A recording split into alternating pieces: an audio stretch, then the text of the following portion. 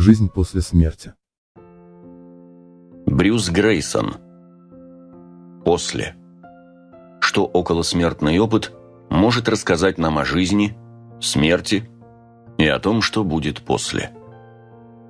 Посвящаю тем, кто, встретившись лицом к лицу со смертью, любезно поделился со мной самыми личными и глубокими из переживаний. Изучение необъяснимого. Никогда раньше мне не встречался человек с половиной лица. Через 6 месяцев после начала моей стажировки к нам в больницу поступил Генри. Когда я впервые увидел его на больничной койке, мне было трудно отвести взгляд от того места, где полагалось быть челюсти и правой щеке. Пластическим хирургам пришлось потрудиться, пересаживая лоскуты кожи с его живота, чтобы прикрыть раны. Но даже сейчас, глядя на него, мне было трудно сохранять самообладание. Он говорил медленно и немного невнятно, одной только левой половиной рта. Но пусть мне и было не по себе, Генри как будто не стеснялся и говорил со мной охотно. Сдержанно и даже невозмутимо он рассказал мне, как пытался застрелиться и что произошло потом. Генри было около 40 лет. Он был самым младшим в семье небогатых фермеров. Старшие братья и сестры разъехались, когда у них появились свои семьи, но Генри, хотя и женился, остался с родителями. Когда ему было 23, они с отцом отправились на охоту, и неожиданно у отца случился сердечный приступ. Генри сумел донести его домой, но дома отец умер у него на руках. Матери пришлось взять на себя управление фермой. И еще несколько лет спустя от Генри ушла жена. Она забрала детей и уехала в город к своим родителям. За 10 месяцев до того, как Генри попытался совершить самоубийство, его мать слегла с пневмонией. Он отвез ее в больницу, и ее госпитализировали. Хотя мать просила Генри не уходить, он поехал домой, чтобы присмотреть за курами. На утро, когда он вернулся, мать была без сознания и через несколько часов умерла. Вне себя от горя Генри ушел в запой. Его мучило чувство вины за то, что он бросил маму в больнице. Ночами ему снилось, что она жива. Он не мог заставить себя убрать ее личные вещи, и в доме все оставалось по-прежнему. Напившись, Генри только мрачно бормотал, что дом больше не дом. Несколько месяцев прошли в депрессии. Однажды Генри пил все утро, затем взял охотничье ружье и отправился на кладбище, где были похоронены родители. Несколько часов он просидел на их могиле, вспоминая и представляя себе, как говорит с ними. Затем он решил, что настало время отправиться следом. Он лег на могилу, положив голову туда, где должна была бы быть грудь его матери, пристроил ружье 22-го калибра между ног и, прицелившись себе в подбородок, большим пальцем не спеша спустил курок. Пуля прошла сквозь правую половину его лица, поразив осколками щеку и висок, но по счастливой случайности не задела мозг. Стараясь, чтобы голос не дрожал и не глядя на швы на щеке, я продолжил задавать Генри вопросы. «Звучит ужасно», — сказал я. «Могу только гадать, через что вы прошли. О чем вы думали в этот момент?» На левой половине лица Генри появилась полуулыбка. «Когда я нажал на курок, — сказал он, — все исчезло. Холмы, горы позади, все, что было вокруг». Он взглянул на меня. Я кивнул и спросил: «А что потом?» «Потом я очутился на цветущем лугу. Мама и папа стояли там, раскрыв руки мне навстречу. Я слышал, как мама сказала папе: «А вот и Генри». Ее голос был таким счастливым, но потом она посмотрела прямо на меня, и выражение ее лица изменилось. Она покачала головой и воскликнула: «Ох, Генри, что же ты наделал?» Генри остановился, поглядел на свои ладони и сглотнул. Я немного подождал и произнес: «Представляю, как вам было тяжело. Что вы чувствовали?» Он пожал плечами и помотал головой. Потом глубоко вздохнул. «Это все?» – сказал он. «Я снова оказался на кладбище. Маму и папу я больше не видел. Почувствовал теплую лужу крови под головой и подумал, что нужно позвать на помощь. Я пополз к своему грузовику, но тут меня заметил могильщик и подбежал ко мне. Он обмотал мне голову тканью и привез в больницу. Генри снова пожал плечами. И вот я здесь. «Очень необычный опыт», — заметил я. «А раньше вы видели своих родителей вот так, после их смерти?» Он покачал головой. «Не-а. Но было здорово снова увидеть их вместе. После выстрела вы наверняка потеряли сознание на какое-то время. Как считаете, вы могли видеть их во сне?» Генри сжал губы и замотал головой. «Это был не сон.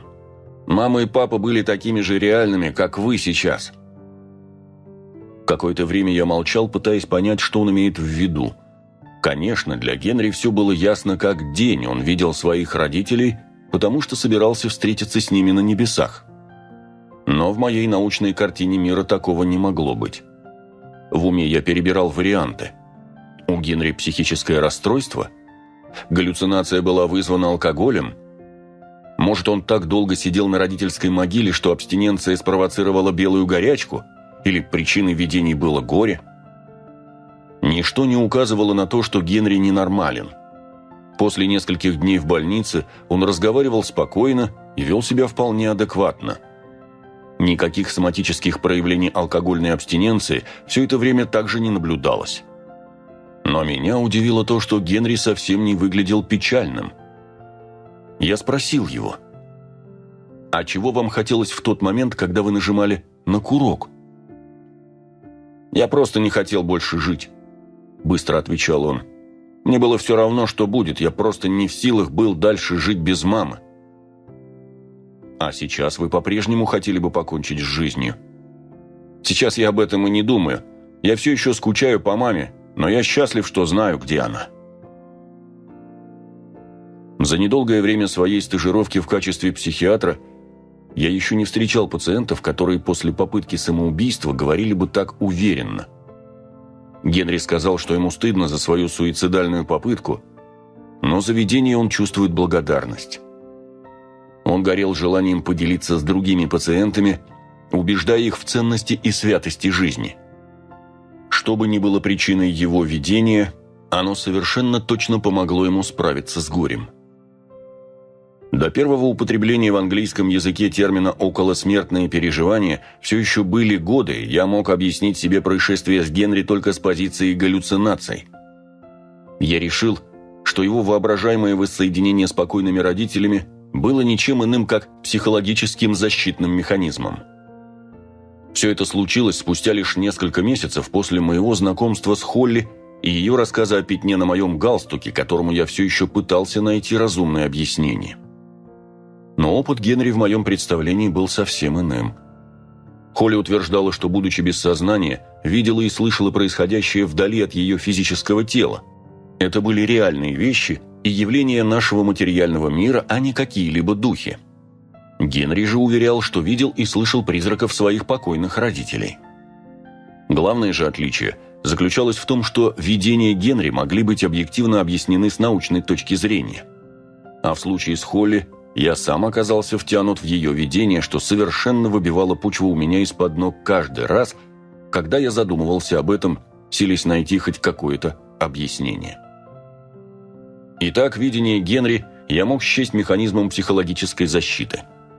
Но как мне было убедить Генри, что виденное им не было реальностью? Скажи я ему, что все это было лишь игрой его воображения, как врач я бы потерял с ним контакт. К тому же я понимал, что видения принесли ему огромную пользу, помогая избавиться от суицидальных мыслей.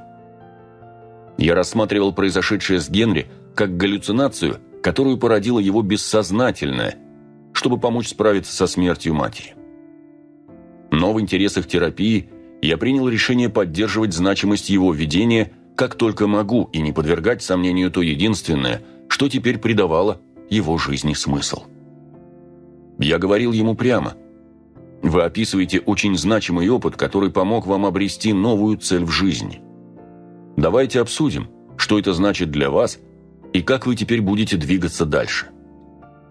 Я Я намеревался вместе с Генри определить символическое значение его видения как способа психологически воссоединиться с покойной матерью. Однако он воспринимал встречу с родителями как совершенно реальную, а не какой-либо символ. В тот момент я не допускал и мысли, что Генри считал свою встречу с родными реальной, потому что она и была реальной. Ни мой жизненный опыт, ни образование не позволяли мне и подумать, что Генри мог вправду увидеть своих родителей.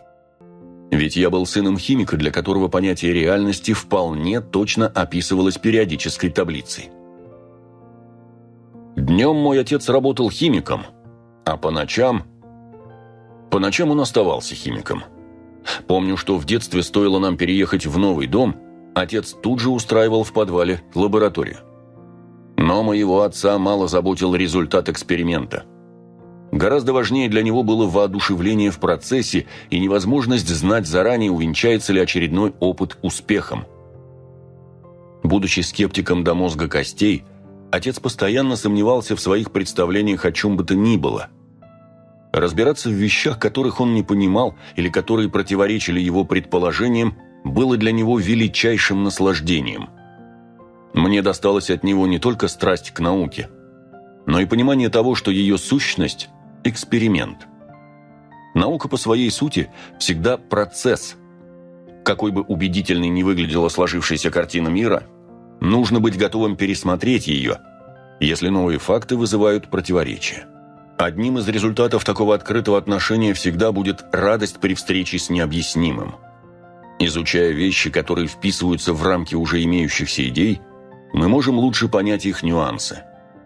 Но только изучение чего-либо не вписывающегося в существующие теории чаще всего приводит к научному прорыву. Хотя отец учил меня с радостью исследовать то, чего я не могу объяснить, он никогда не имел дела с такими абстрактными вещами, как человеческое сознание, мысли и чувства, не говоря уже об умозрительных понятиях вроде Бога, духа и души. Я всегда был доволен своим научным воспитанием и своим намерением стать ученым, и вслед за отцом я считал, что эмпирические данные – основа ответа на любой вопрос. В Корнеллском университете моей специализацией стала экспериментальная психология. Но чем больше я узнавал о психических расстройствах, тем больше воодушевлялся тем, как мало мы знаем о мозге. Множество вопросов без ответа манило меня, и я выбрал психиатрию. На 3-м году обучения в медицинском я приехал навестить родителей и удивил отца новостью о том, что собираюсь стать психиатром. Я рассказал ему, что меня поразило воздействие, которое оказывают бессознательные мысли и эмоции на наше поведение. Помню, как отец сидел в большом кресле, скрестив ноги. Как неторопливо вытащил из кармана трубку и щепотку табаку, тщательно набил чашу и утрамбовал табак, потом добавил еще немного и снова утрамбовал. Затем он зажег спичку и аккуратно поводил ею над чашей, потягивая воздух из мундштука. Наконец он взглянул мне в глаза и, к моему удивлению, спросил: «А почему ты думаешь, что у нас есть бессознательные мысли и эмоции?» Такой резкий вызов огорошил меня. Но отец не сказал мне, что бессознательного не существует. Он лишь попросил представить доказательства, как и полагается скептику и ученому. Однако его вопрос застал меня врасплох. Влияние бессознательного, того, что мы думаем и чувствуем, не осознавая этого, было основой всей психиатрии вот уже 100 лет. Зигмунд Фрейд сравнил сознание с айсбергом. Те мысли и чувства, которые мы замечаем за собой, оказались лишь вершиной, видимой над водой.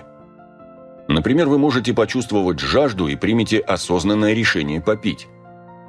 Но 0,9 айсберга скрыты под поверхностью океана. Это бессознательное, то есть мысли и чувства, о которых мы не имеем понятия, но которые, тем не менее, влияют на наше поведение. К примеру, большинство учителей бессознательно ставит более высокие оценки более приятным ученикам. Тому, что они это делают, хотя и не знают об этом, имеется достаточно подтверждений.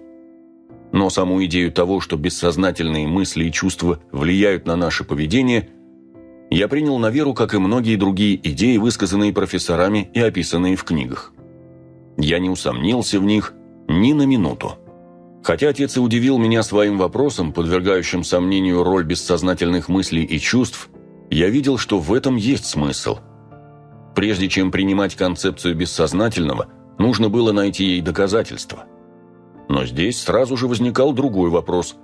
Что может служить доказательством, если речь идет о таких невидимых и неизмеримых вещах, как мысли и чувства? Наука далеко продвинулась в области изучения материального мира. Но ведь все мы знаем о нематериальной составляющей этого мира, например, мыслях и эмоциях. Эти нефизические явления – такая же его часть, как физические объекты вроде стульев или камней. И также, как мы получаем данные о физических объектах, ученые могут наблюдать и собирать информацию об этих нематериальных вещах. Вообще-то научное исследование явлений, которые невозможно наблюдать непосредственно, имеет длинную историю. Это касается не только эмоций, но и субатомных частиц. Мы не можем непосредственно наблюдать эмоции, к примеру, любовь, гнев или страх. Но мы можем изучать их опосредованно, видя, как они влияют на наши слова, поведение, общие реакции организма. Когда мы испытываем гнев, эмоцию, нечто нематериальное, наша речь часто становится громкой и резкой, у нас появляются морщины между бровей, поднимается давление, мы можем швырнуть что-либо на стол или на пол. Наблюдая за такими действиями, другие люди могут понять, что мы злы. Именно следование научной традиции, опираться на факты, и открыло мне ограниченность того мировоззрения, которому меня учили прежде. Множество вещей в мире не могли быть точно описаны в терминах физических сил или частиц, и тем не менее они существовали. И прятаться от них лишь потому, что их трудно объяснить, казалось мне не очень-то по-научному. То, что никак не вписывалось в мою картину мира, манило меня на поиски. Я жаждал понять такие вещи, а не просто махнуть на них рукой. Способность признать то, что сложно измерить, вместо того, чтобы отрицать его существование, это не значит отвергать науку. Это и есть следовать науке. Частью моей стажировки в качестве психиатра было лечение нескольких пациентов, которые полагали, что могут читать мысли. Как и многие другие психиатры, я считал, что такие идеи основываются на самообмане и смешении фантазий с реальностью. Но имелись ли у нас факты, подтверждающие такой взгляд? Откуда нам было известно, что убежденность этих людей в своих способностях читать мысли говорит нам о психическом расстройстве, а не о том, что это и правда так? Разумеется, как ученый я не мог просто поверить их словам без всякой проверки. Но в той же мере я не мог, не разобравшись, называть их утверждения бредом. Я решил, что как согласиться с представлениями таких пациентов, так и отрицать их без фактического обоснования будет одинаково вредно в смысле терапии. И к тому же это идет вразрез с научными принципами.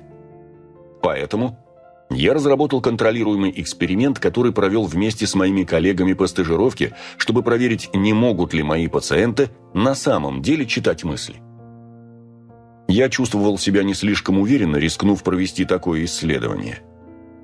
Как ученый, я хотел проверить, можно ли найти факты, подтверждающие рассказы моих пациентов, но как психиатр я должен был, в числе прочего, убедить пациентов отказаться от своих бредовых идей и вернуться в реальность. Если идеи моих пациентов окажутся заблуждениями, не усилятся ли они от того, что я сперва принял их всерьез? К моему удивлению, и персонал, и директор отделения сочли эксперимент многообещающим и сошлись во мнении, что в обстановке больницы он достаточно безопасен, и мы сможем справиться с ухудшением состояния пациентов, если таковое возникнет. Тот факт, что никто из пациентов не сумел прочитать мысли, соответствовал нашим ожиданиям, однако меня будоражил не он. Я воодушевился возможностью использовать научный метод для проверки провокационной идеи. Процесс для меня был важнее ответа.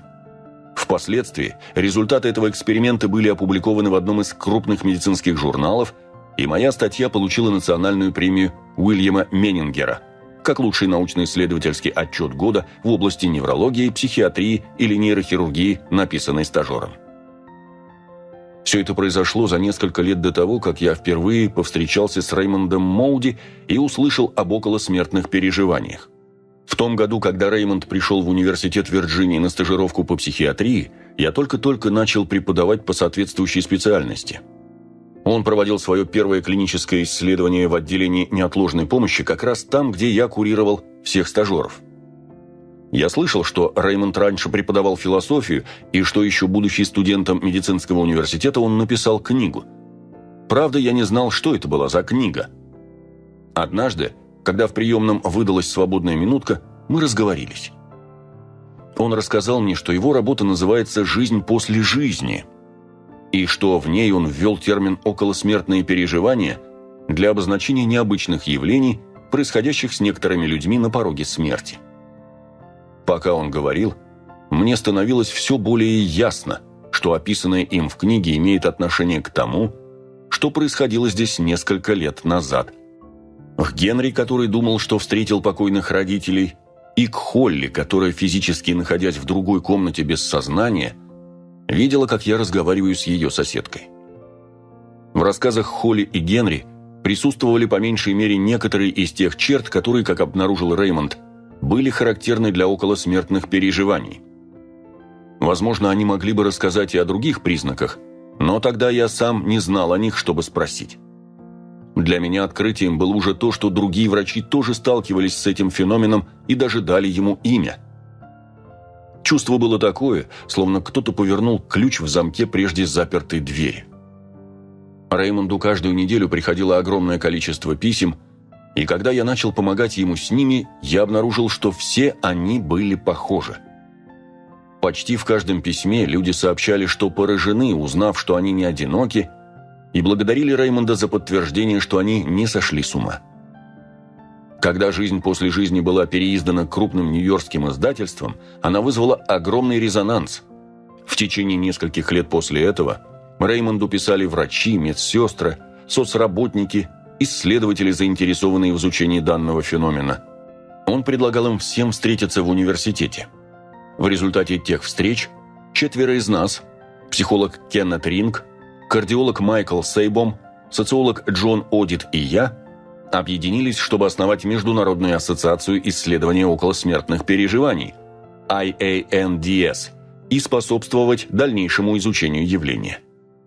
Говоря с людьми, испытавшими подобное, наблюдая последующее влияние такого опыта на жизнь людей, встречая других исследователей, которые тоже остались неравнодушны к феномену околосмертных переживаний, я чувствовал, что загорелся этой идеей всерьез.